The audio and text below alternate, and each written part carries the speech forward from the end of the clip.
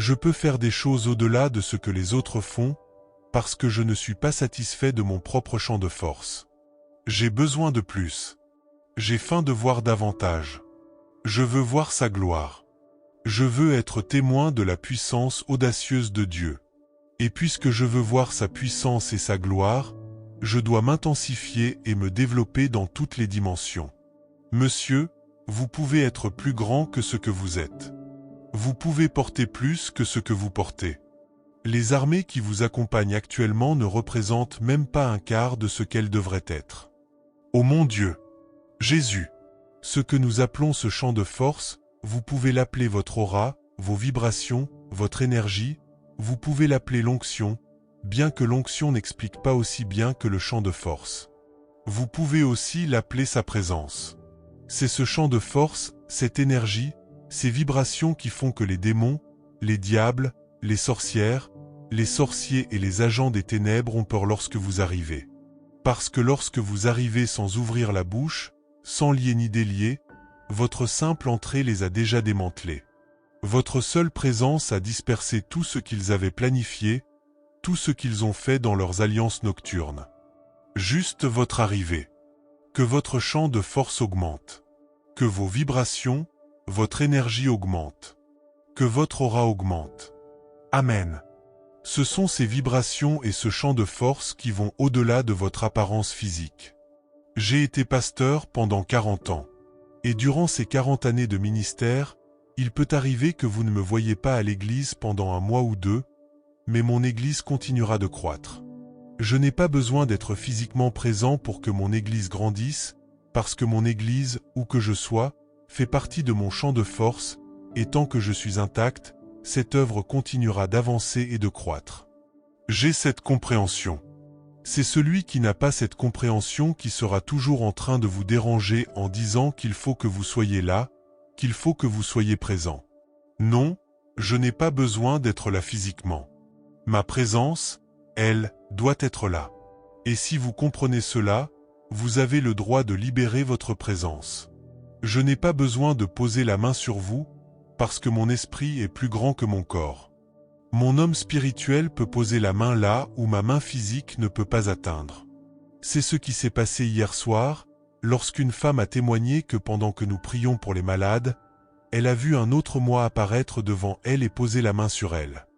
Et la maladie avec laquelle elle était venue a quitté son corps. Elle se tenait loin, mais un autre moi est sorti de moi, et une autre main a imposé les mains. Que votre champ de force augmente dans chaque endroit où vous entrez.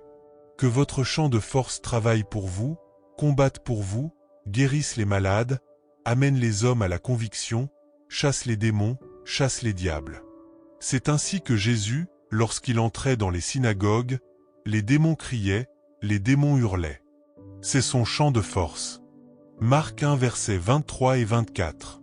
Il se trouvait dans la synagogue un homme possédé d'un esprit impur, et il cria en disant, « Laisse-nous. Qu'y a-t-il entre nous et toi, Jésus de Nazareth? Es-tu venu pour nous détruire? Je sais qui tu es, le Saint de Dieu. » Savez-vous que Jésus, même sans parler, simplement en apparaissant, faisait crier les démons? Regardez encore. Allez à Marc 3 verset 11. Les esprits impurs, quand ils le voyaient, ils n'avaient même pas encore commencé à parler, le simple fait de le voir les faisait tomber devant lui et crier en disant, « Tu es le Fils de Dieu. » Je prie pour tous ceux qui sont sous le son de ma voix. Lorsque vous irez à votre église dimanche, que la puissance avec laquelle vous entrerez sur la plateforme soit si grande et si puissante que les agents qui s'y cachent depuis des années commenceront à crier d'eux-mêmes, ils commenceront à confesser. Amen. Recevez cette onction, recevez cette grâce. Amen. Je prie que toute sorcière qui entre dans votre maison et cause du désordre, la prochaine fois qu'elle entrera, le champ de force l'arrête. Amen. C'est ainsi que Catherine Kman, ce qui distinguait Catherine Kman des autres ministres, c'était son champ de force. Lorsqu'elle entrait dans une maison comme celle-ci, les gens tombaient partout. Quand on lui réservait un hôtel, toutes les personnes malades dans la chambre au-dessus, en dessous, à droite et à gauche étaient guéries automatiquement. Aucune prière. Le simple fait d'entrer dans une chambre d'hôtel à côté de Catherine Kman faisait que la maladie quittait votre corps. Père, conduis-moi à l'endroit où je n'aurai plus besoin de prier pour les malades. Conduis-moi à l'endroit où, comme Pierre, même son ombre, le champ de force de son ombre. Vous savez, l'humilité aidera votre champ de force. Regardez Papa Trinity en train de prendre des notes.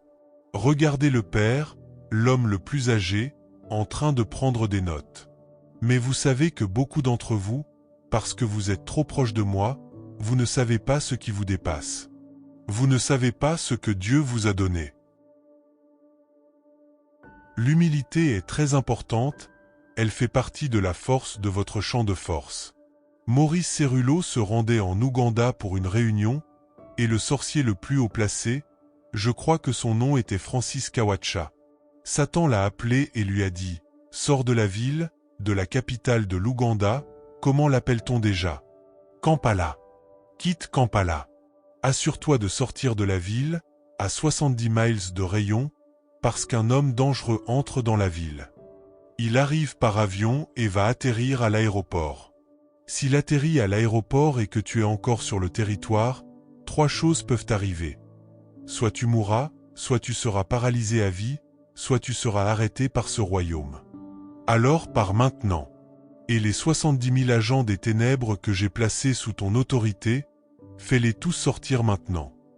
Son nom est James Kawaja.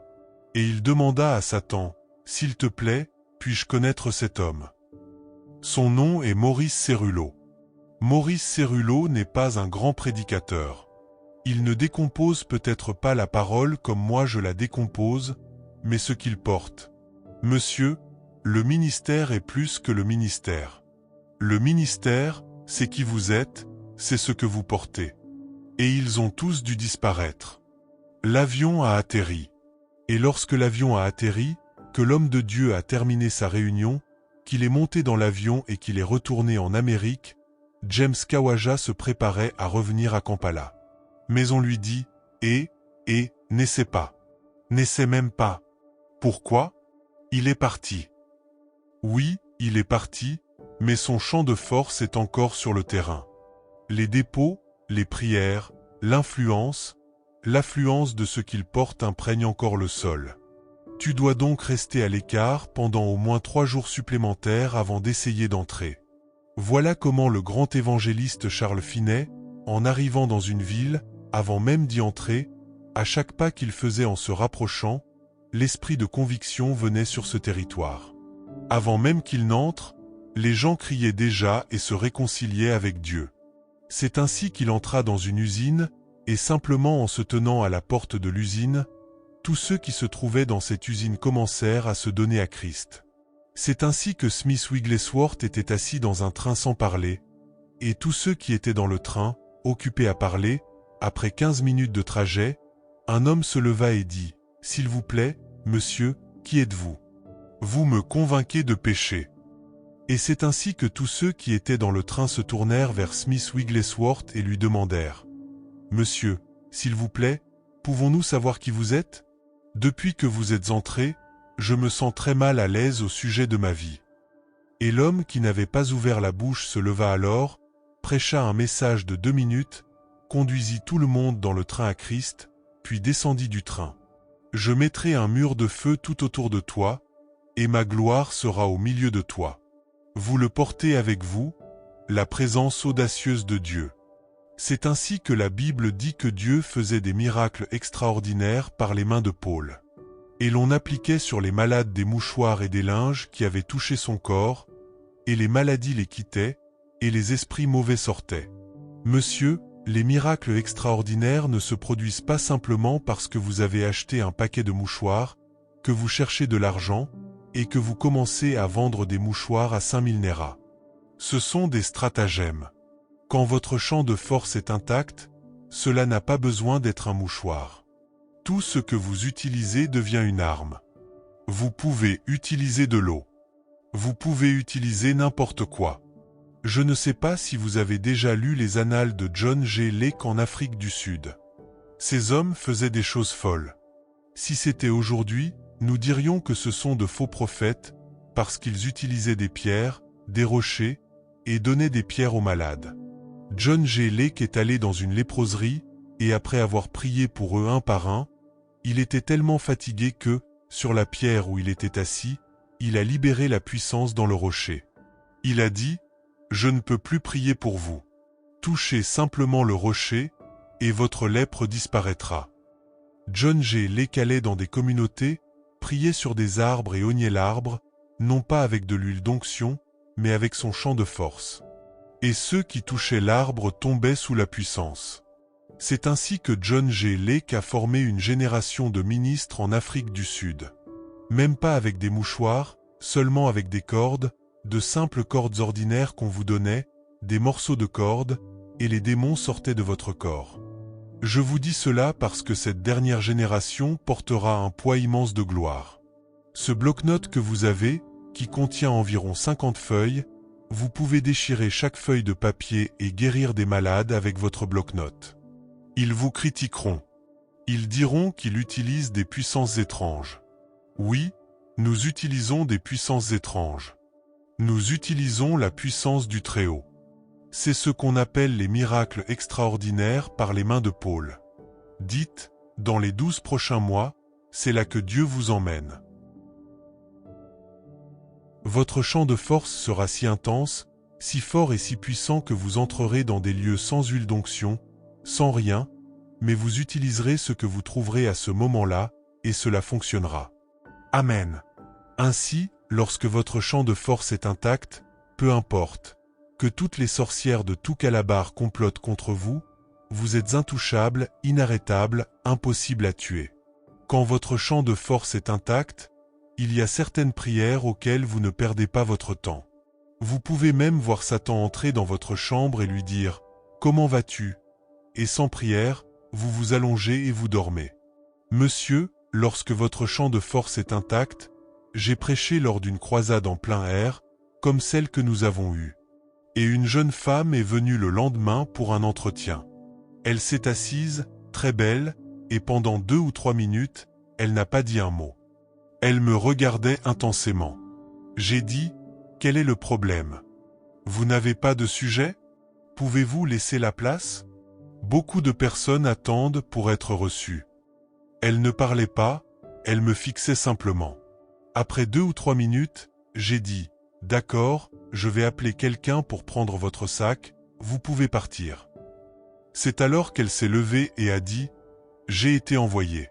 J'ai tué 400 hommes, dont 8 hommes de Dieu, et j'ai été mandaté pour vous éliminer. Je suis assise ici depuis 3 minutes, libérant toutes mes énergies pour essayer de vous pénétrer avec un esprit de convoitise. Mais je ne peux pas vous atteindre. Alors je pars. Elle a pris son sac et est sortie. J'ai prêché dans un endroit appelé Bénin. La première nuit, une femme est venue. Elle était présidente des femmes dans son église. Elle est venue avec un charme pour me le jeter pendant que j'étais sur l'estrade. Et au moment où elle a levé le charme pour le lancer, son bras est devenu paralysé. Jusqu'au moment où nous avons dit que la grâce de notre Seigneur Jésus. Son bras était resté ainsi. Lorsqu'elle a quitté le lieu et est sortie du champ de force, son bras s'est relâché. Elle est revenue la deuxième nuit avec un autre charme puissant pour me le jeter. Cette deuxième nuit, elle ne pouvait même pas me voir, car une gloire de lumière brillait tout autour de moi, et son bras est redevenu paralysé jusqu'à ce qu'elle quitte le terrain et rentre chez elle. C'est lorsqu'elle est sortie de la portée du champ de force que son bras a été libéré. Elle a dit, « Cet homme, le seul moyen de l'atteindre, c'est en face à face. » C'est ainsi qu'elle est venue le lendemain matin pour un entretien avec 2 autres femmes et a dit, « Homme de Dieu, j'ai amené ces 2 sœurs pour un entretien. » Pendant ce temps, elle préparait son charme pour me le lancer. Et l'Esprit de Dieu m'a dit, « Laisse les 2 sœurs, va vers elle, impose-lui les mains. » J'ai imposé les mains, et elle est tombée sous la puissance. Elle criait, « Feu! Feu! Feu !» C'est ainsi que la sorcière dominante de ce territoire a été arrêtée. À partir d'aujourd'hui, aucune sorcière, aucun sorcier, aucun agent n'est autorisé à pénétrer votre champ de force. J'ai beaucoup d'histoires, beaucoup de témoignages, mais je n'irai pas plus loin. Cependant, je vous dis la vérité. Aucun voleur armé, aucun kidnappeur, ils peuvent porter des armes, ils peuvent porter la terreur. Cette terreur et cette peur qu'ils portent, c'est pour essayer de briser votre champ de force. Mais si vous savez qui vous êtes, il y avait un homme qui avait plusieurs pasteurs, et il a renvoyé l'un d'eux. Ce pasteur a organisé des voleurs armés pour attaquer cet homme dans sa maison. Et ce pasteur l'a appelé et lui a dit « Papa, j'ai envoyé des voleurs armés, ils viennent te régler cette nuit. » Papa a répondu « S'ils viennent cette nuit, qu'ils viennent tôt, parce que je vais bientôt dormir. » Si vous ne savez pas qui vous êtes, vous allez organiser une prière d'urgence. Vous êtes encore un enfant dans le royaume. Quand vous savez qui vous êtes, vous libérez vos armées, vous libérez vos troupes. Ils sont venus cette nuit-là. Et lorsqu'ils sont arrivés, ils ont vu les murs de la maison et les portails monter et descendre, entourant toute la maison. Les murs physiques et les portails bougeaient comme une guillotine. Si j'entre maintenant et que le mur me frappe, c'est ainsi qu'ils ont tous fait marche arrière. C'est ce qu'on appelle le champ de force. Je viens vous annoncer ceci, ils viendront par un chemin, ils s'enfuiront par cet chemin. Amen. Soyez conscients de qui vous êtes. Soyez conscients de ce que vous portez. Développez ce que vous avez. Intensifiez-le. Moïse, avant de sortir, il y a une prière qu'il faisait. La nuée qui couvre les tentes et la colonne de feu. Il dira, ô Seigneur, lève-toi, marche devant nous, combat nos ennemis pour nous et conduis-nous au lieu où nous devons entrer. Et lorsqu'ils arrivent à cet endroit, il dira, ô Seigneur, reviens. J'ai un style de vie. Parfois, je n'ai pas besoin de prier, parce que vous ne saurez pas que j'ai déjà prié. Je peux entreprendre un voyage, et vous attendez que je fasse des prières, parce que vous êtes un homme religieux qui croit qu'il faut prier avant que Dieu vous protège. Je n'ai pas besoin de faire cette prière. Je prie tout le temps. J'ai déjà libéré mon armée pendant les heures de minuit. Et même lorsque je suis dans mon véhicule en train de me déplacer, je parle à mes anges et je parle à mon Dieu. Nous sommes en communication constante. C'est ainsi que je suis venu ici. J'ai déjà déployé mon armée, ils sont déjà sur place. Avant même que les membres de mon équipe entrent, mes armées sont entrées. C'est ainsi que, sur le terrain de la croisade, avant que l'équipe ne dise quoi que ce soit, mon armée a déjà agi dans le domaine de l'esprit. Monsieur, vous avez une équipe qui travaille avec vous, et elle est plus grande que votre équipe visible. Et si tout ce que vous voyez, c'est votre équipe, alors vous ne voyez rien. Je vais conclure, car je suis conscient qu'il y a parmi nous des personnes très religieuses, et les personnes religieuses sont toujours attachées au temps. Peu importe la dimension que Dieu donne, elles regardent l'heure. Elles ne vous jugent pas selon l'impartation reçue, mais selon la durée que vous avez prise.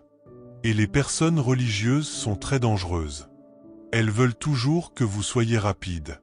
Lorsque vous êtes rapide, vous venez vide et vous repartez vide.